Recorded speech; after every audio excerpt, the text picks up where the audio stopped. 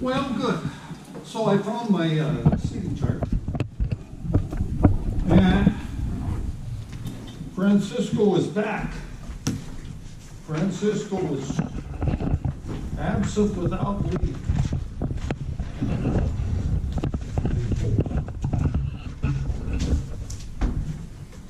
See, that's what happens. You don't come to class, you get identified. Little bit, maybe, huh?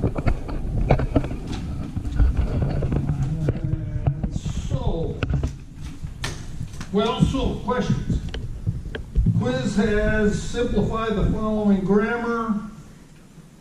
Parse trees, leftmost derivations, left recursion. Did you practice? Didn't practice the parse trees. But parse trees are easy. Or at least we think they are. You start with the start symbol. So you start, you start with E plus T, and you just keep drawing that until you get at the bottom with what you want, and you hope that it all fits.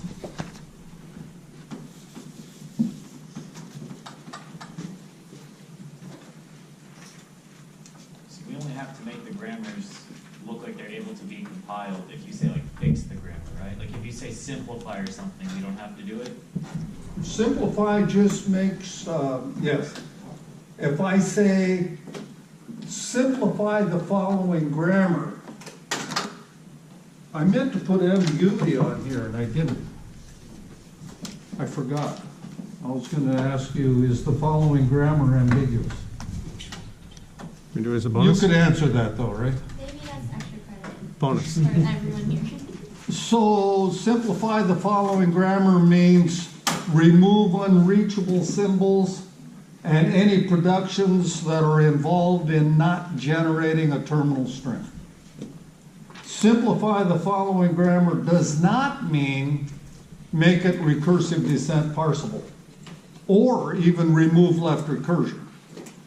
Simplify the grammar simply means make sure it's a good grammar in terms of all the production rules contribute to the strings that are generated by that grammar. So any production rule that can't contribute to a terminal string should be removed. Okay, that's simplify the grammar. Good? All right, well, and so we were playing with, on Tuesday, first sets. And all that means is that we're looking for the terminal that a non-terminal can generate from a production rule first. That make sense?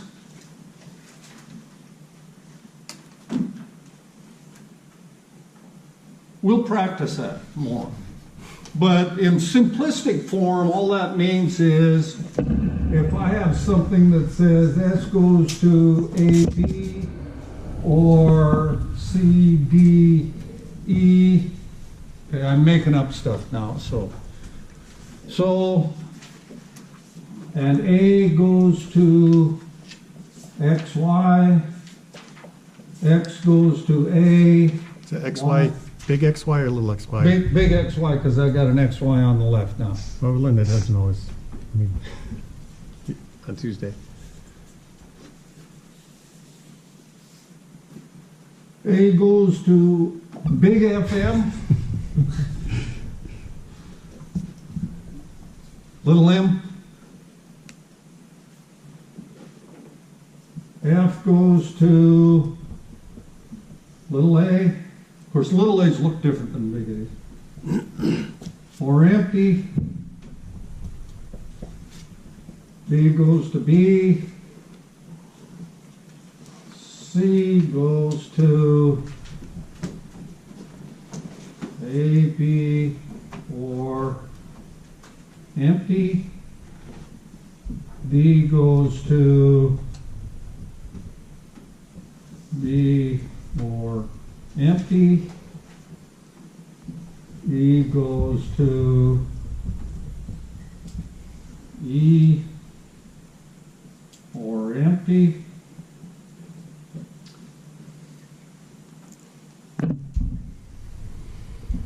And so we're doing first sets.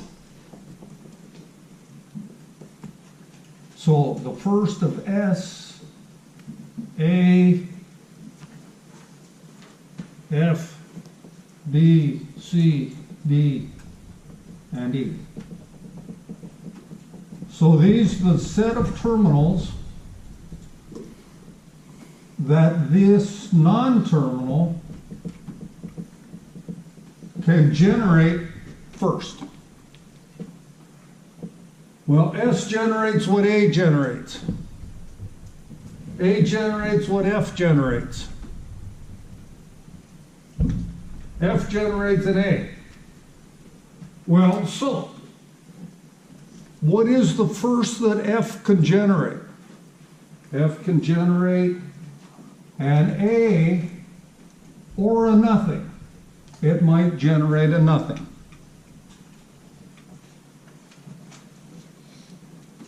Well, so A generates what F generates. So A can generate F's A. Big A can generate F's little a.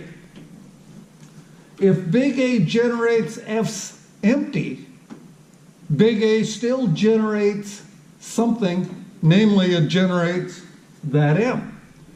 If F goes away, then A generated the M. And so we include the M in A's generation. And I put the closed braces on my sets when I know I've got them all. Make sense? This is semi-subtle. Big A generates what big F generates. Big F can entirely go away. It's as though it was never there. So then big A generates the next thing, which is this M. Cool? All right. Well, the rest of these are sort of easy. Let's write those down. B generates a B. C generates an A or an empty. D generates a B or an empty. E generates an E or an empty. Well, and so those were easy. S generates what A generates. All right, A generates an A or an M. S generates what C generates. Well, C generates an A. I already have an A. These are sets, so it doesn't do me any good to list them twice. If you list them twice, which you will, because you will not catch the fact you listed them twice, I do not penalize. They're sets, and so duplicate characters don't count. Makes it harder to grade though, because I count how many characters are in these sets sometimes, but even so, I still won't penalize. So S generates what C generates, it generates an A. C also generates an empty, which means that it is in effect C going away. C doesn't exist. So that S generates what D generates. D generates a B. So we have to add B. D can also go away. So that makes S generate what E generates, which is an E. So I have to add an E. E can also go away. So that means that S ultimately can go away. So finally I add an empty to S's ability to generate. So we're looking at what might be generated, all of the things that can be generated by a non-terminal.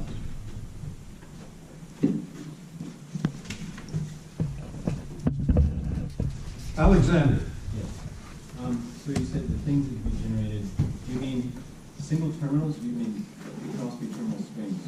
I'm not counting terminal strings. Okay. They're never terminal strings. They are in actuality single tokens.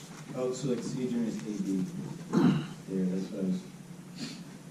C produces AB, but on the set, you just have A. In your grammar? So what? A is the first one. B isn't the first. Yeah. Okay. You're talking about for C. Yeah, C, C. You can't generate a B because you'll always get an A. A can never go away, little a. Okay. Good. Yeah. I guess, if that's what he said, must be good. Okay. But yeah, I mean, it is. From here, for example, I think this is what you're looking at, right? C generates this A. C doesn't generate that B first. It arguably generates that B second. And so we're looking at just the first token that can be generated. See, what we're really doing is we're thinking about, I've got a string, A, B, E, A, whatever. And I'm looking at a particular character, a particular token, and I'm asking, do I do this production rule or do I do this production rule? And so if I'm looking at an A, then I do this one, well, then yeah, I've got to see a B next in this case. But up here, see, we're looking at, do I do this rule or do I do this rule? Well, if I'm looking at an A, well, in this case, I don't know what to do. Because A and C share terminals. And so this grammar in its current form is not recursive descent LL1 parsable. So I have a conflict. And in this case, I don't know what to do. Make sense?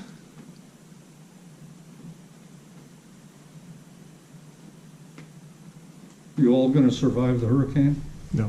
Maybe. I'm actually nervous about the hurricane. In, what was it, 2003 or 4? Charlie and Frank. There was a hurricane that came up through Tampa. That was Charlie, I believe. Yeah, it might have been Charlie, I don't remember. Yeah, it was Charlie. It was semi-nasty, knocked out power. I was without power for a week. Matthew knocked out power at my place for 64 hours. I have 8 papers printed that I have to review, and so I've got work to do. And my wife bought LED flashlights, high-intensity flashlights, and they're lithium-ion batteries. So they last a long time, and they're really bright. So I'm going to sit there and read papers. Me and who was it, Benjamin Franklin, that read papers by candlelight? Somebody like that did. You don't have a generator? I have no generator. I've been vacillating on buying a generator. I mean, I've been in Jacksonville for 31 years. I needed a generator twice.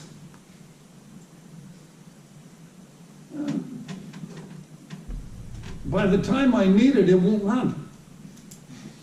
You know, sit there. I've got an Edger that's about 10 years old, a little Briggs and Stratton motor. It runs, but it's just terrible. I mean, it misses and pops and practically dies and then catches and carries on something awful. And I use it every couple weeks. If I have something that I use once every 8 years, it's not going to run. I don't think it will. You just gotta take the gas out of it. I bought mine back. I'd take the gas out. I bought mine in 2002. Haven't used it yet, and it fired up the day before yesterday on the first pull. It wasn't a Briggs and Stratton motor though. Yes, it is. Is it? Yes, it is. How'd you guess? Oh, man, I hate Briggs and Stratton. Well, I went to Sears and I bought a pretty nice lawnmower. Nice lawnmower. Big wheels in the back. I had to walk behind it all right. Lasted about 3 years before it wouldn't run anymore. And it was, the carburetor was screwed up. The automatic choke was screwed up. That's fixed me on Briggs and Stratton. On the other hand, my Edger, which carries on something awful, still runs. I mean, I don't care if it misses and bangs, and as long as it keeps that little blade up there, you know. Well, so, good on first sets? Your book gives a general definition of first sets, and I've done what it describes. So if you read it and you say, Dr. Egan didn't talk anything about this. Well, I just didn't give you the formal definition. But what I just demonstrated here is what your book is trying to describe in general terms.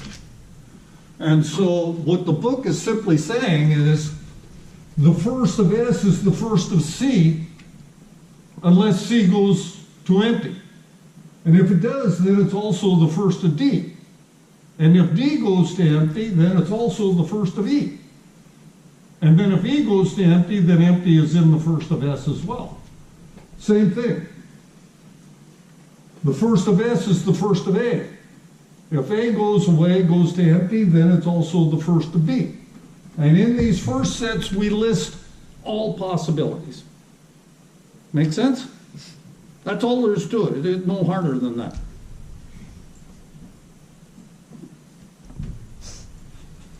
So we understand first sets, yes? So, is C, well, let me do something else first. I thought about this. So, S goes to A, M, B, D, B.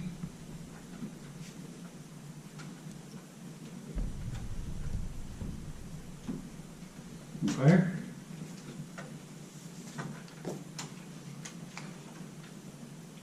M goes to E or empty.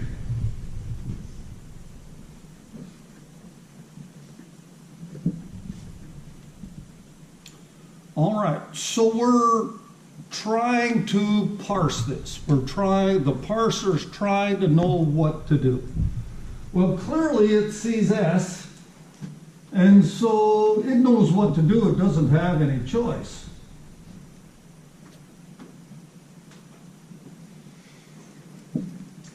All right, now, and so I've got a string. I've got a string, A, E, B, D, B. And I'm parsing this string. So I see A, that's my first token. All right, cool. I know what to do, and again, I didn't have any choice. I'm starting with S, so I had to call this no matter what. I didn't have any choice. This is the world's simplest example. Okay? So I do this, I accept that A. Now I'm doing E. Well, I had M, so I look at M's rule. I see an E, so which of these two do I do? I do the E, obviously. All right, so I did the E. All right, so suppose that I'm looking at A, B, D, B, and I now want to parse it. I look at the A, I accept that A, same as before. Now I'm looking at this B. and I'm looking at the M rule. Now what do I do in the M rule? Empty. Empty. I do the empty. How did I know to do the empty? Because the other choice was a terminal and it was not the right terminal. Because the other choice was an E and there wasn't any E there. But the character, the token that I'm seeing is this B. Right? That B follows, comes after the M. So, to know whether to use the empty rule, we must look at the tokens that follow the non-terminals. The non-terminal went away, it generated empty. So the token that we're then looking at that tells us to use that empty is the token that followed the M. Make sense? Simple. All right, so if we look at this rule, what's the token that might follow the F if the F went away? M. It's the one that came next, it's the follow. Okay? If we look at, well, all right, let's make it harder. If A can go away, well, A can't go away. All right, if C can go away, C can go away, what's the token that we're going to look at to know that we're supposed to let C generate empty or that C goes away? B. It's going to be the token that D can generate. So what I just said is that the first of D is the follow of C. That make sense? Since D can also go away, wouldn't Yeah, it? yeah, you're getting ahead of me now. Okay. Make sense? That's all there is to it. Except for Ron's question. Since D can go away, it's as though D was never there, then arguably the first of E is in the follow of C as well. Make sense? That's all there is to it. Good? Well, so that's all there is to it.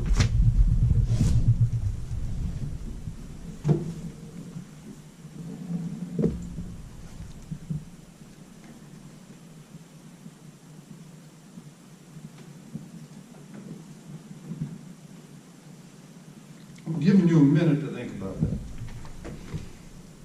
Well, not really, I'm reading my text message.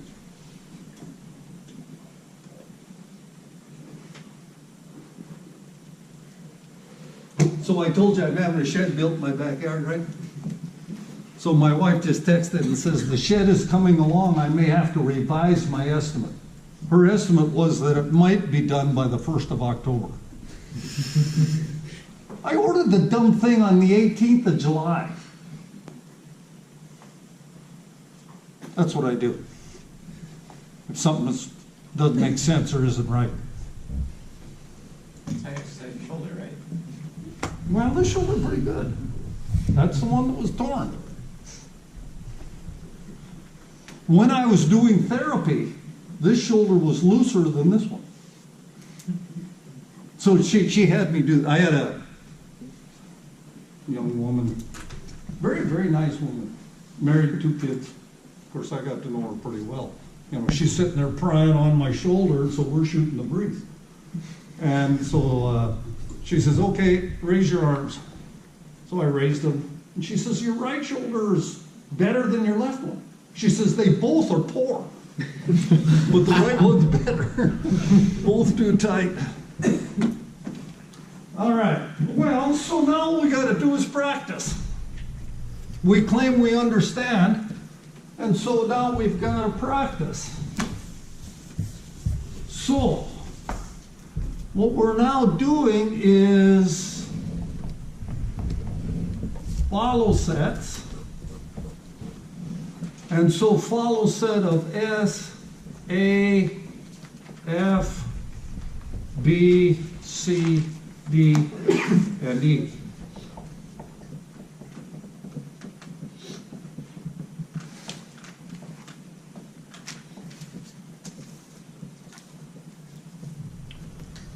All right.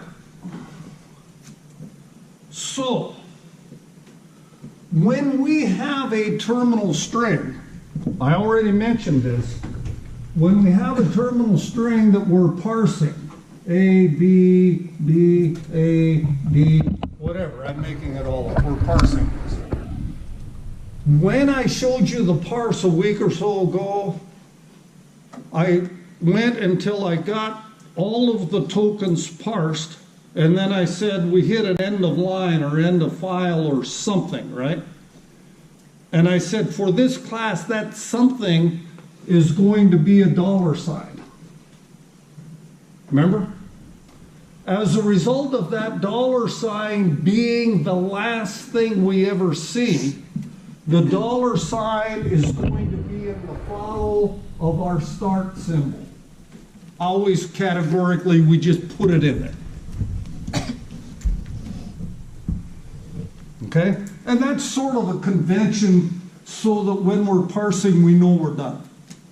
Now, for your projects, my test files won't have a $sign, but you will indeed look for an end of file. I don't know how to write an end of file up here so it wouldn't be confusing. And so we're going to use a $sign in class. Okay? So we put a $sign in the follow set. Well, so as I said, the first of B is in the follow of A. So the first of B is in the follow of A. Because whatever B can generate is what will come after that A. Again, this is supposed to make sense. This is what we just did. The first of E is in the follow of D. The first of E is E in the follow of D. All right, now E has an empty in the first. Should that empty go into the follow? No. Remember what we're doing. We're looking at something like A, B, M, D, whatever it is I had that I just erased, or A, B, D. So we're looking at this M to decide what to do next, or we're looking at this D where that went away. Right? That was just what I showed as an example. Am I ever going to be looking at an A, B empty? When's the last time you coded an empty in your programs? A nothing. A space doesn't count. A space is a something. You don't code empties. Or maybe you code empties all the time because they're not there. I mean, I think that might be a philosophical question. Does empty exist or is empty not there? Well, I'm arguing empty is not there. You don't code empties in your programs. When you took computability and automata from Dr. Asidamji, and he said, run this finite state machine to see if this string is accepted by that finite state machine. How many empties did he give you in the question?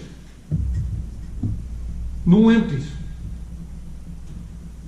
A follow set cannot contain empty. That's a rule. When I grade your quiz, if I see an empty in a follow set, you've made my life easier, for I deduct all possible points for that question and I don't look any further. Make sense? Empties do not belong in follow sets. You're looking at the next terminal to determine if empty was the production rule that was used in getting that terminal string. You're not looking at an empty. Make sense? All right. So where was I? The first of B, I did that. The first of E is in the follow of D. The first of E is E. But empty can't be in the follow. I just went berserk over that. The first of D is in the follow of C. The first of D is in the follow of C. And so I get a B.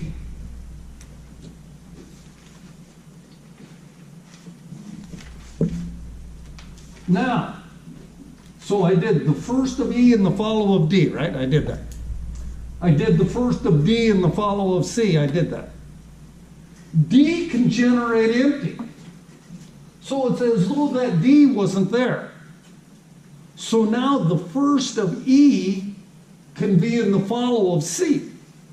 If the D went away, then the first of E can be in the follow of C. So the first of E is in the follow of C.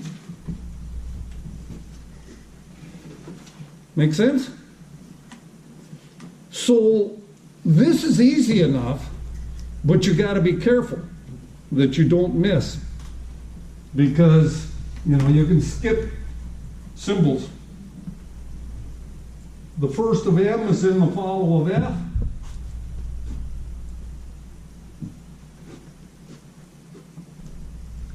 So you don't do follows of terminals. The only reason you're doing follows is to be able to deal with a production rule that generates empty.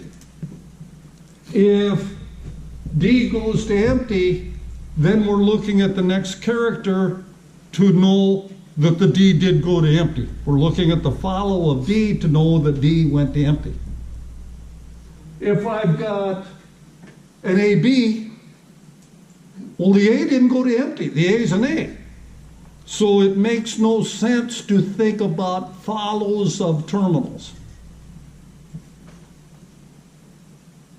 Okay?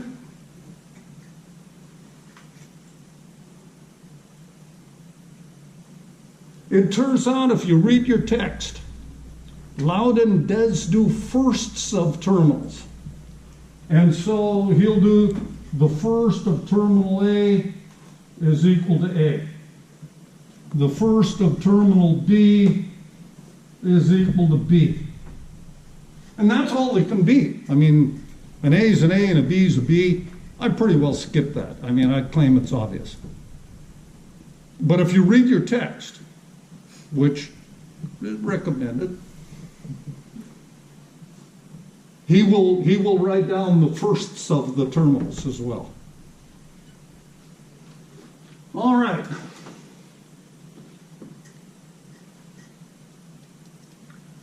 All right. Now,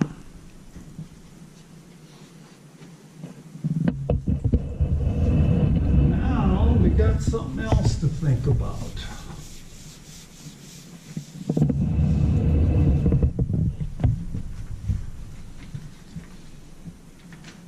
So we could have A, B, S, D, B, This is like the example that I started with.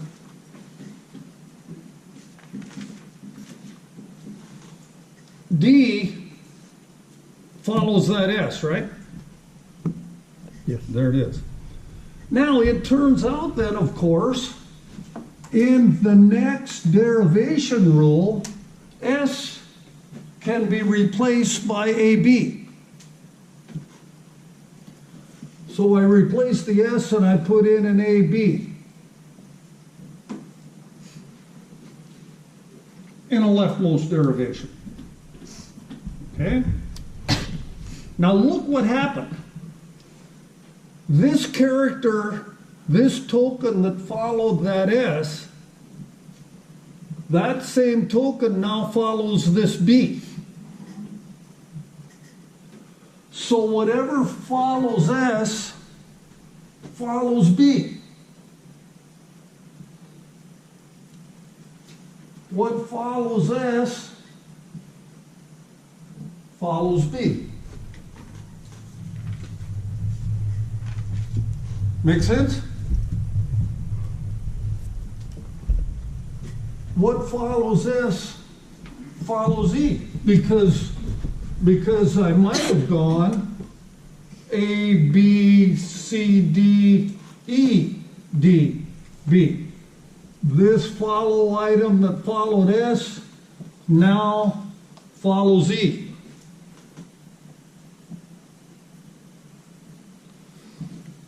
So the follow of S is in the follow of E.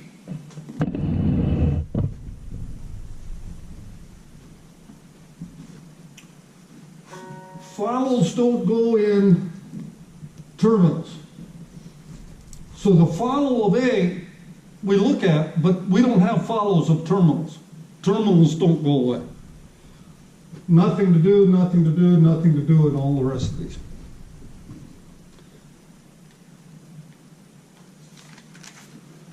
Don't you have to do with for C and D as well, because E can go away?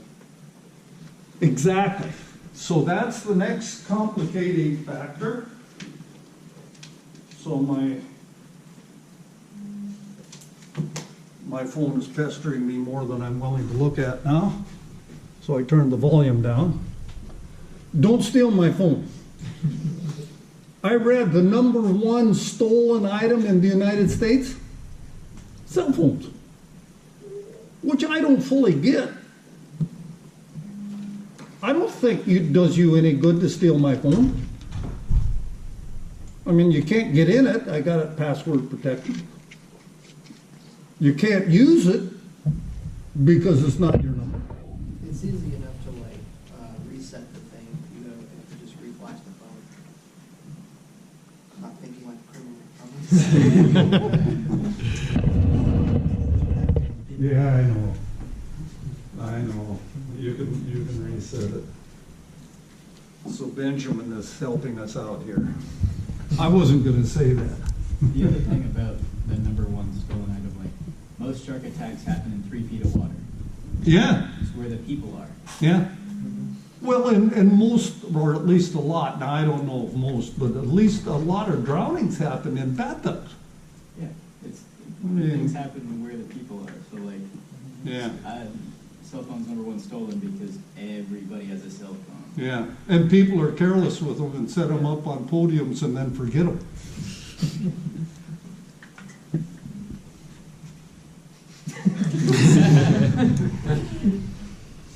Actually, I'm looking forward to this. So I'm on my 2 bits worth. And when I make comments like this, you all are more than welcome to tune me out and ignore it and disagree and all of those sorts of things. But I switched from Verizon to AT&T a few years ago because it was supposed to save me money.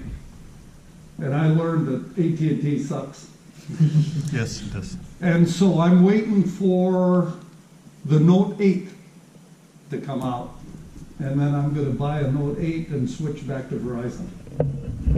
My son was driving back from Tampa. Now, he was in the middle of nowhere, sort of, in Florida, all right. But Florida is the 4th most populous state in the Union. They ought to have cell phone coverage everywhere. I don't care if there aren't a lot of people around. I tried to talk to him while he was driving back, and it dropped our phone, I bet, or dropped our call about 8 times.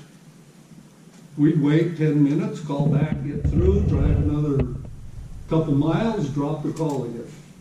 Well, then, so he and I are both going back to Verizon. Similar problem, except I just switched from Verizon to AT&T because Verizon didn't have coverage at my house. Yeah.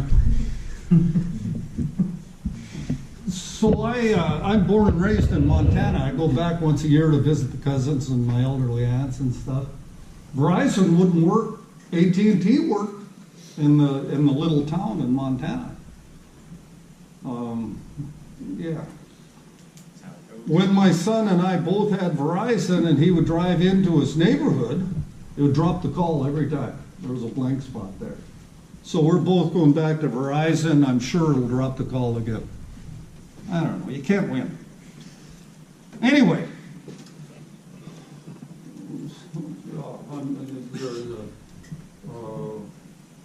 William? Yes. You want to go by William? Will. So Will said just like we did before. Just like we did before. If C goes away, the first of D is in the first of S. So we always got to think about if the non-terminal can go away. So the follow of S is in the follow of E. Well, but if E generates empty, it went away, so it's like it was never there. So then the follow of S has got to be in the follow of D. So E can go away. Yep. So the follow of S is in the follow of D. So we get a $sign here. That's what Will said. Well, so D can go away, yes. If E and D both go away, then the follow of S is in the follow of C. And so we get a $sign in C. Now, if D didn't go away, we wouldn't look at C, because D would stop it. Make sense? So now we know what to do with empty sets in terms of whether they are parsable.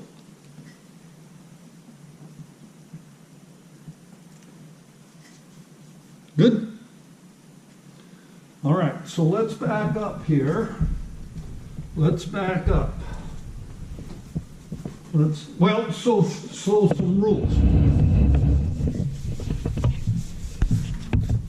Rules, facts. Facts you can live with forever. Almost nothing is absolute. There's always choices. Nearly nothing is completely good or completely bad. Almost anything you take to the extreme might be bad. These are rules. Now, fentanyl, that's bad, even in a little bit. You know that if you don't take fentanyl but you breathe in the fumes, it can still kill you? Bad. So there's so every rule is an exception to that rule. I love that. It's a rule except for all of the times that it might not be a rule. Well, most all the time it's rules, though. Everything is a trade-off, is a rule. Some advantages, some disadvantages. I got a new shed. It's a great thing, maybe. But in the process, my lawnmower was ruined. I had 2 lawnmowers. One good lawnmower and one mediocre lawnmower. So I didn't have room in the garage for both good and mediocre lawnmowers. So mediocre lawnmower has sat outside for 2 months and been rained on. I don't think it's ever gonna run again. Lawnmowers don't like rain. It's a trade-off. I got a shed, but I wrecked my lawnmower. Everything is a trade-off. Rules. Empty is never in a follow set. Now that rule isn't a trade-off. That's a rule you can take to the bank. 2, if the grammar is good. What do I mean by good? Not ambiguous. Always has, or it doesn't have any. Will always generate a terminal string. Andrew's getting it. I'm listening to him. I get confused between the terminals and the non-terminals, but generates a terminal string. Maybe Andrew doesn't get it. I don't know. A good grammar is one that's simplified. All rules generate terminals, and all rules are reachable. That's our 2 things we need for good grammars. Grammars that are not recursive descent parsable might still very well be good grammars. It's just that they didn't parse by that method. They might parse by another method. So they're still a good grammar. So grammar rules that can generate terminal strings and are reachable makes good grammars. All right, so if a grammar is good, no follow set is empty. There will always be something, maybe only a $sign, but always something in the follow set. They won't be just empty. Now, arguably, first sets won't be empty either because they'll at least have an empty in them. If a terminal always goes away, I suppose, that's kind of a dumb grammar, but. Okay, good? These are rules. And what these rules do is check your work.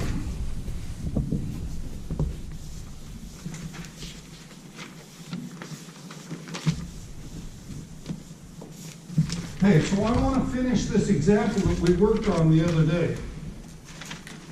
We worked on this example the other day. S goes to A, D, B, H, or A, E, B. B goes to C, G. G goes to B, G, or empty. D goes to E, F. E goes to G, or empty. F goes to M, or empty, or FD. We started working on this problem before. And so the question now then is, the question is this grammar recursive descent parsable? If not, try to fix it. Then answer above. That is it recursive descent parsable? Is your fix ultimately recursive descent parsable? Okay?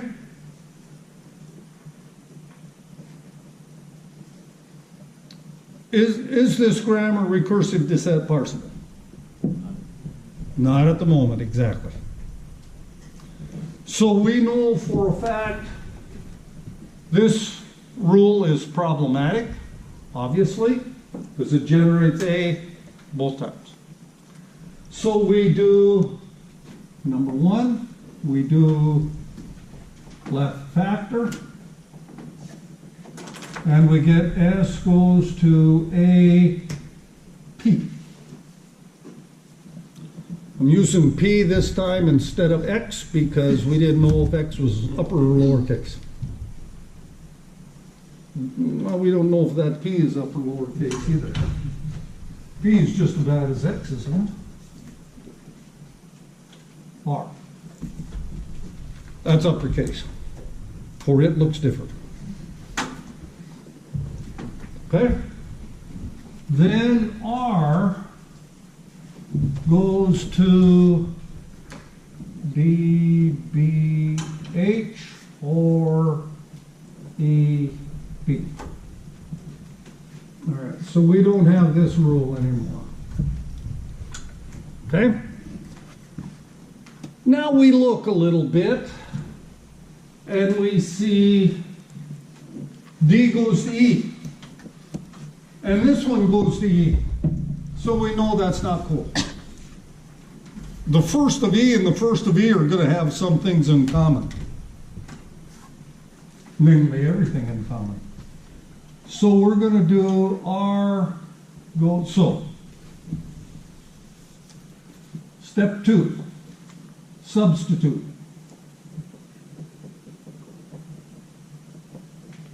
R goes to, so we're substituting D rule. So R goes to E, F, B, H, or E, B. Step 3. Cross out the D rule now. That's the only place it appeared. What? That's the only place D ever showed up. So we can cross off the D rule there. Okay, so I don't have the D rule anymore, since that's the only place it showed up. So left factor, and so R goes to E, M, N, O, P, Q, Q. That way, there's no confusion. That's clearly a big Q. Q goes to F, B, H, or B. All right, so now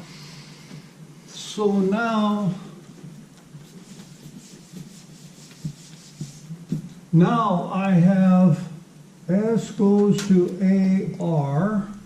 I have R goes to EQ. Q goes to FBH or B. B goes to CG. G goes to BG or empty. E goes to G or empty. F goes, all right, let's fix F too. Because F is left recursive. And so F goes to M, F prime, or F prime, and F prime goes to D, F prime, or empty. So I fixed the left recursion. So this is now my grammar.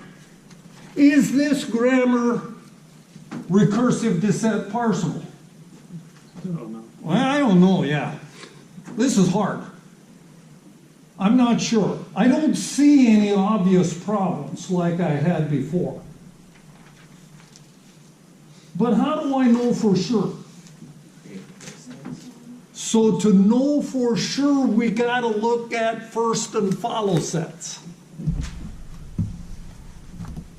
So that's our next task. So we need first of S, R, Q, B, G, E, F, F prime.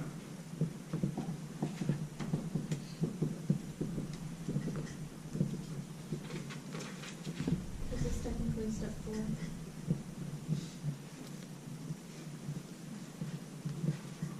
What? Is this technically step 4, finding the firsts? Or is this like a subsection? Well, those are the manipulations we did. Now we're not doing any manipulation, we're just checking. So I would claim this is not really a step 4. The steps that I did over there were clearly identifying the manipulations that we did to change the grammar in hopes of making it recursive descent parsable.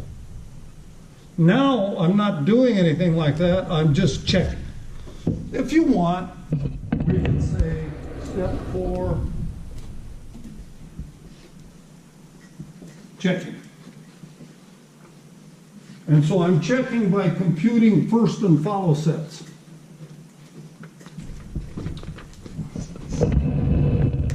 I sometimes start at the bottom because grammars are habitually written with the production rules that generate terminals are at the bottom. The more complex ones that are more complex are at the top. So I sometimes start computing first and follow from the bottom and work up. Now S is easy, but R I need E, Q I need F. Well, this is pretty easy grammar. F prime, D and empty. And I have it. The first of F is M and F prime. D and empty. Because F prime can go away, so might F go away. Okay? First of E, G and empty.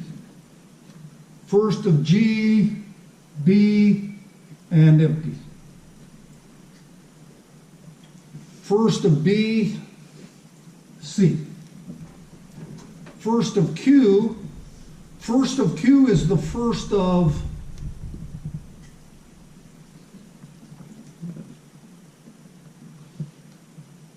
is this a big F or a little F? Big enough. There are no little f's. Is it a big F or a little F?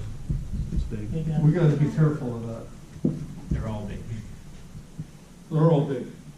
No little F's in this. No little F's in this.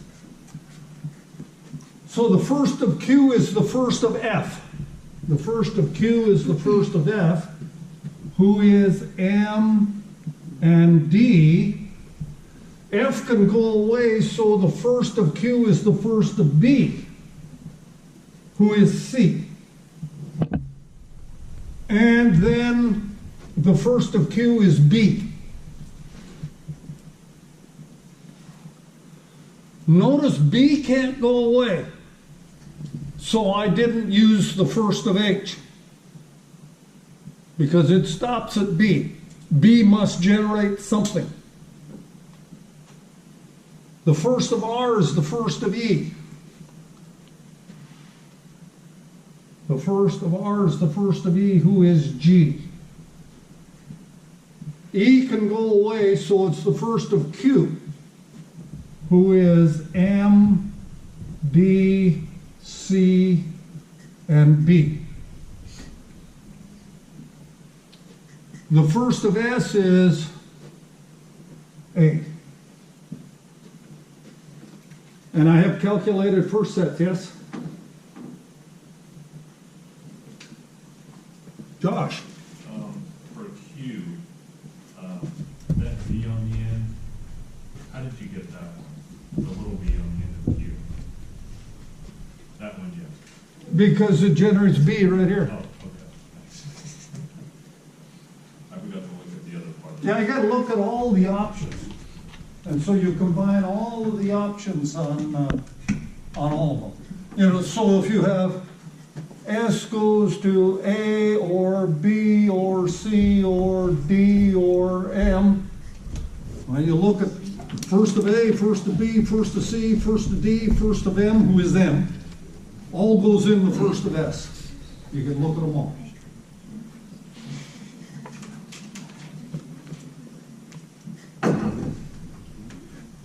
I put 2 tea bags in my green tea, it still tastes just like hot water.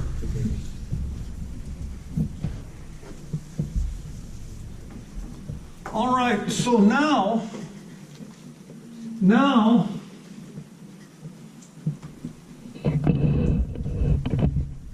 you see me this far away?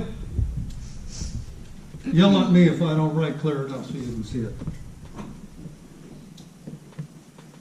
Now we need to do follow sets. Why do we need to do follow sets? To handle the empty productions. So, follow set of S, R, Q, B, G, E, F, and F prime.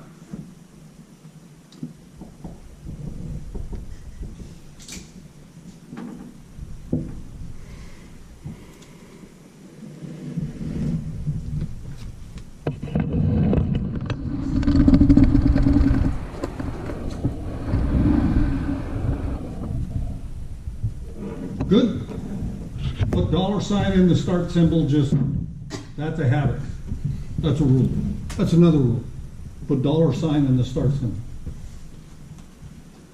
All right, so the first of Q is in the follow of E. The first of Q M is in the follow of E, M, D, C, B. The first of Q is in the follow of E. The first of H is in the follow of B. The first of H is in the follow of B. Can B generate empty? No, it cannot. So I do not consider the first of H in the follow of F because B got to generate something. Now, the first of B is in the follow of F. The first of B, who is C, is in the follow of F. Nothing to do here. Nothing to do here. Yeah. Nothing here, nothing here, nothing here. All right, so there's 3 steps in doing follow, right? Step one is $sign in the start symbol. Step 2 is firsts in follows. What do I mean? I mean, the first of B is in the follow of D. The first of H is in the follow of B. Firsts in follows. Right? Makes sense? That's what we did. Step 3 is follows in follows. What do I mean by that? I mean the follow of R is in the follow of Q. The follow of R is in the follow of Q. The follow of R. That's first.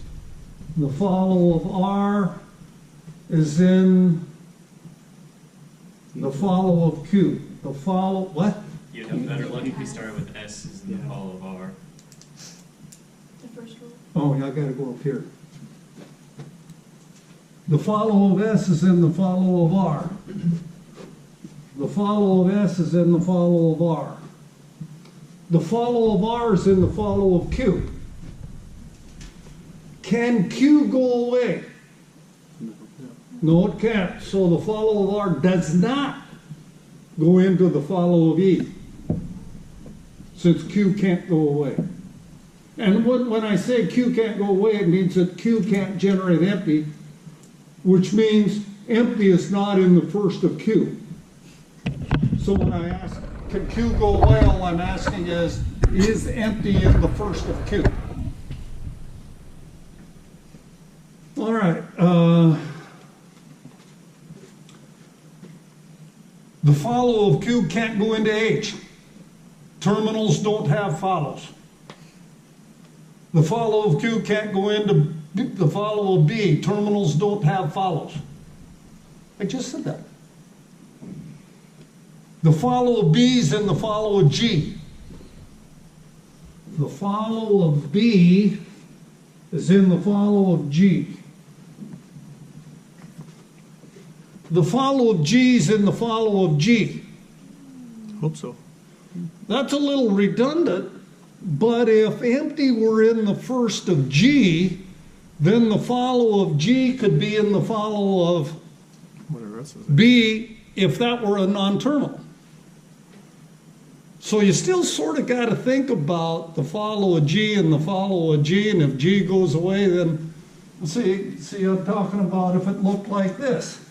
If I had M goes into N M or empty. Now the follow of M goes in the follow of M, but M can generate empty, which means it can go away, so the follow of M is in the follow of N. You got to think about all possible cases. All right, so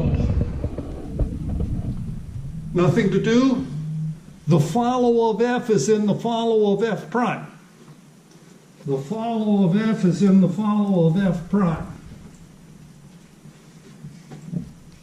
The follow, all right, nothing to do here since D is a terminal. Now, when you're doing follows in follows, you have to iterate, because there might be a follow that went in new that went in someplace again. So you've got to do this once, but you've got to do this as many times as it takes until you got them all. Once isn't enough. Twice is typically enough. So we check it. The follow of S is in the follow of R. Yep, got it. The follow of R is in the follow of Q. Yep, got it. Can Q go away? No, it can't. The follow of Q, nope, nothing to do. The follow of B is in the follow of G. Yep, got it. The follow of G, nothing to do. Nothing to do. Nothing to do. Nothing, yes, something to do. Follow of F is in the follow of F prime. Got it.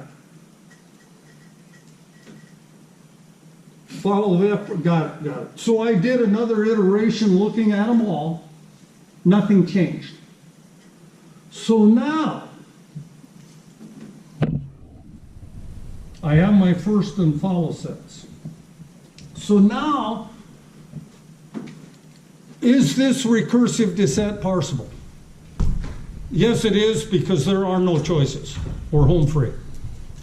Yes, it is, because there are no choices. We're home free. I don't know. So here, I've got to ask if the first of F, B, H intersect the first of B. If it's recursive descent parsable, the intersection of those sets must be empty. The first of F is M and D. M and D and empty, so I got to look at the first of B. who is C. So this is that. This is B. Nothing in common. So this rule, these rules are recursive descent parsable. The parser will know what to do. No choices. Choices. What do we ask? We ask if the first of B, G intersect the follow of G. We apply this empty on the follow of G, right? That's what we did. There was quite a lot to think about today in this class. Quite a lot to remember. But that's what we did. So, the first of BG is B. The follow of G is H. This rule is recursive descent parsable. These have nothing in common. Think about this rule. We're asking, is the first of G intersect the follow of E? Because if E generates empty, the symbol we're looking at to decide what to do is going to be that symbol that follows E in the derivation sequence. First, the follow of E, MDCB. So this is G, this is MD, what did I say? MDCB?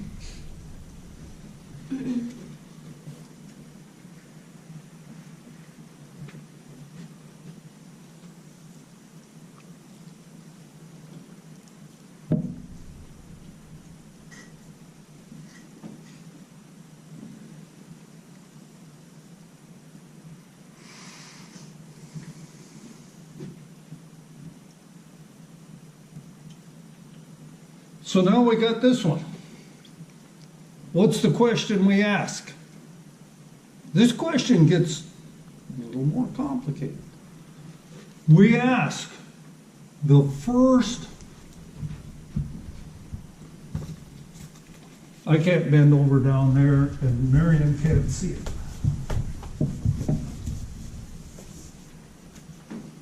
For this rule,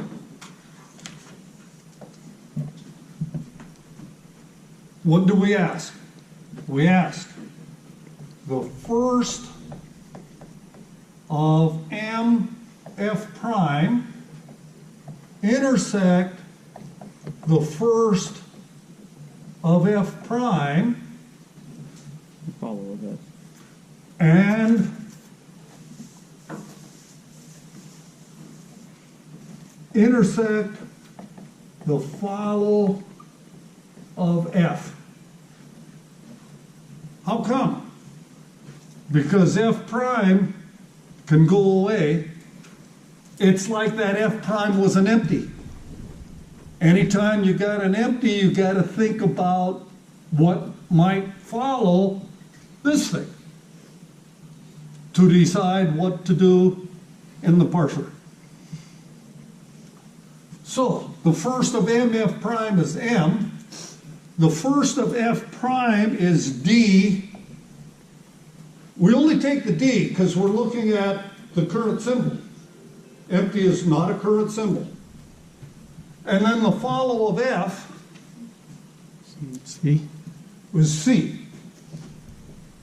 And lo and behold, they have nothing in common. We're good to go.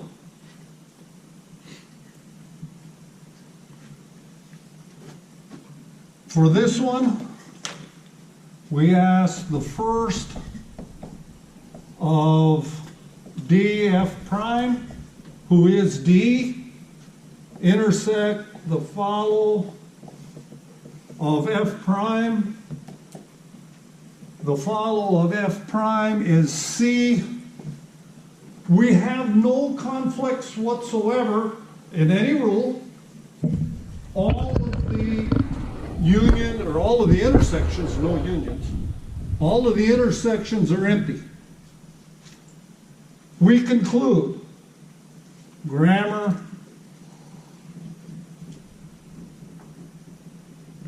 after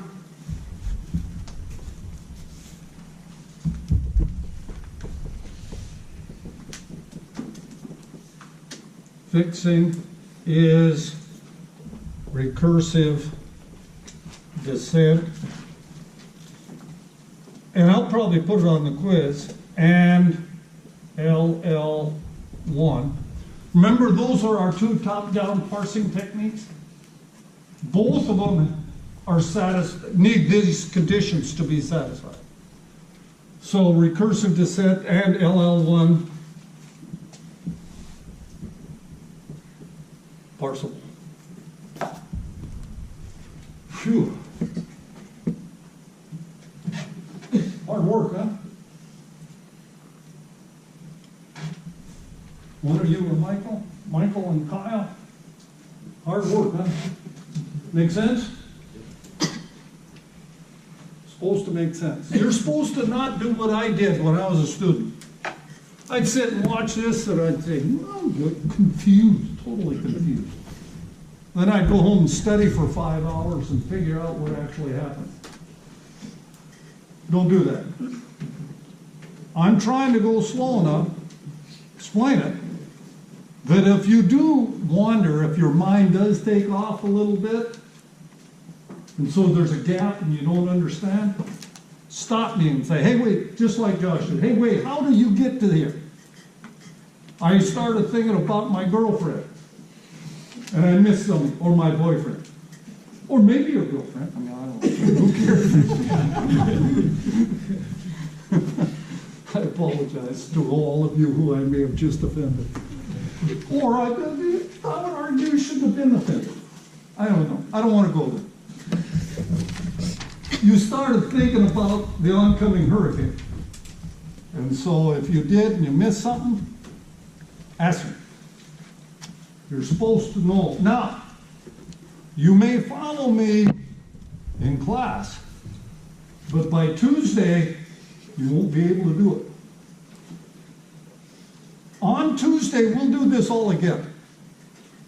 Try it one more time, more practice.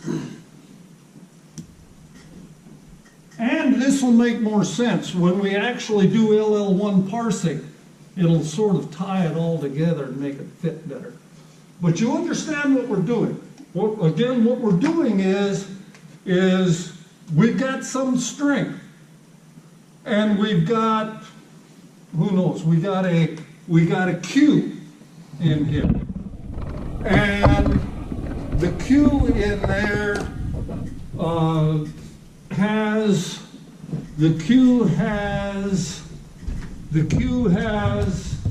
a C as the next character. All right, and so the next sequence is this. What do I do with the C? Excuse me, what do I do with the Q? The Q went to empty. Because this C is in the follow of Q. It's a good character to follow Q. Q didn't generate it. Now on the flip side, if I have A, B, Q, C, and my next step was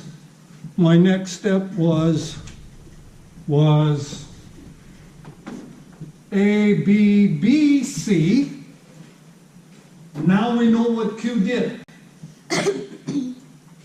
It generated the B.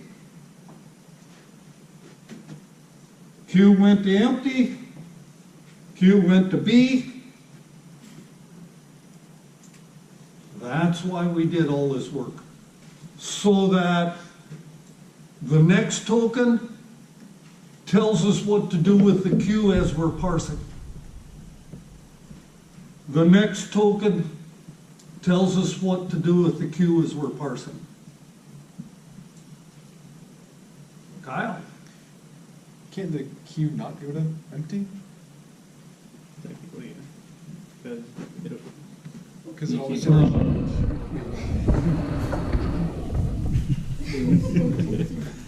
That's what we're talking about. Not in this example. But that's what we're talking about in general. And yeah, I don't know where You meant G. I should have done G. Because G could go to empty or B. And yeah, G doesn't have an empty. Good. Apologize. I got ahead of myself.